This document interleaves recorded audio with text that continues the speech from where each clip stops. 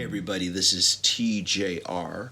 You may remember some months back when I reviewed the vinyl release of the Giles Martin 2017 remix of Sgt. Pepper that I had one complaint.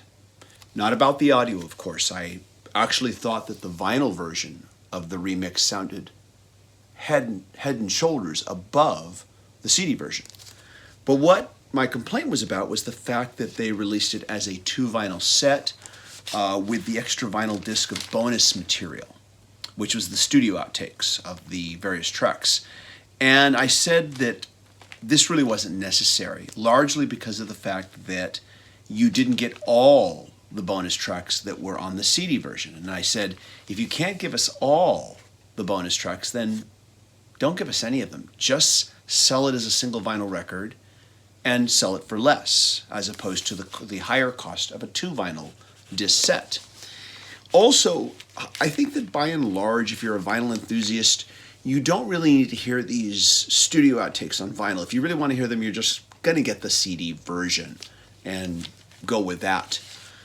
But they did, and it was a complaint. It was a minor complaint, but it was a complaint nonetheless. And I know a lot of people agreed with me that, yeah, they just should have released it as a single record of just the album itself. Well, I just found out a few days ago, without any fanfare at all, they now have a single disc version of the remix, the 2017 remix by Giles Martin. It sells for considerably less than the original 2-disc version. It sells for about $20 or so, $22 on Amazon. So if you have been thinking about getting it, well, now you can get it for a lot less.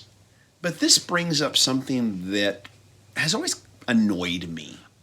I wish I had known that this was going to come out several months later as a single vinyl disc. I might have waited and gotten it then, because I really don't feel I needed this extra disc of bonus material.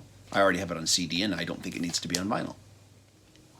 Generally speaking, when an artist has a new release, or there's going to be some kind of an anniversary reissue, you know what all the formats are ahead of time, be it standard edition, deluxe edition, super deluxe edition. You know what they are, so you can make your choice.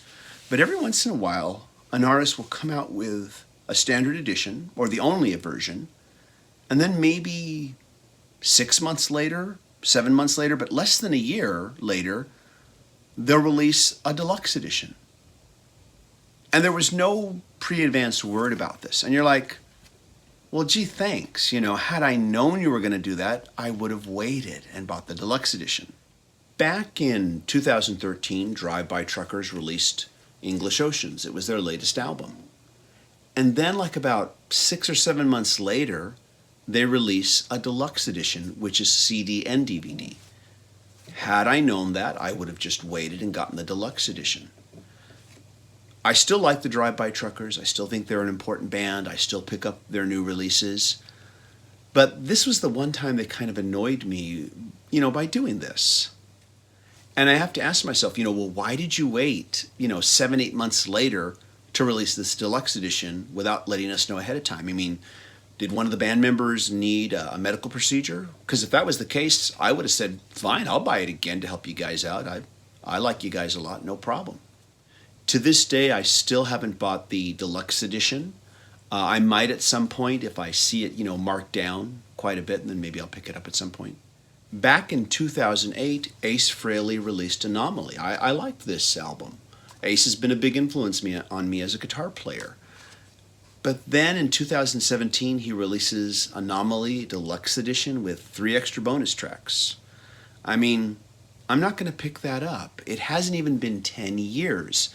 This is not like when, say, Bad Company re-releases an album from the 70s, like 15, 20 years later, with expanded packaging, extensive liner notes, and a bonus disc of unreleased demos and alternate takes and live tracks, an entire extra CD's worth of material. That's completely different. Also, even if you don't re-release the album with a whole bunch of bonus material, but it's just been like maybe 20 years, 25 years, and it's time for remastering because the technology has improved enough that you can do this. Even that I'm fine with, You can still choose to buy it or not, but that's not the same as coming out less than 10 years later with a deluxe edition with 3 bonus tracks. I mean, it's too early to be remastering this. You're not going to get any difference in audio quality. You're just releasing it with 3 extra bonus tracks. I'm not going to rebuy that. I'll listen to the bonus tracks on Spotify. But I mean, all I can figure is, I guess, Ace has some bills he has to pay. I guess the one good thing I can say is that right now, the deluxe edition, that's not what I'm holding. This is the version that originally came out. But the deluxe edition on Amazon is only less than $7. It's like $6.99. So at least it's really affordable and cheap. I guess the other nice thing about the re-released deluxe edition is that they also re-released it again on vinyl affordably, which means that if you never got it on vinyl previously, well, now you can get it because it's been re-released, so I guess that is a good thing. And I know that normally on this channel I'm not known for being negative and complaining. I'm always being very positive about things. But this does annoy me, when especially groups that I like do this sort of thing to their fans.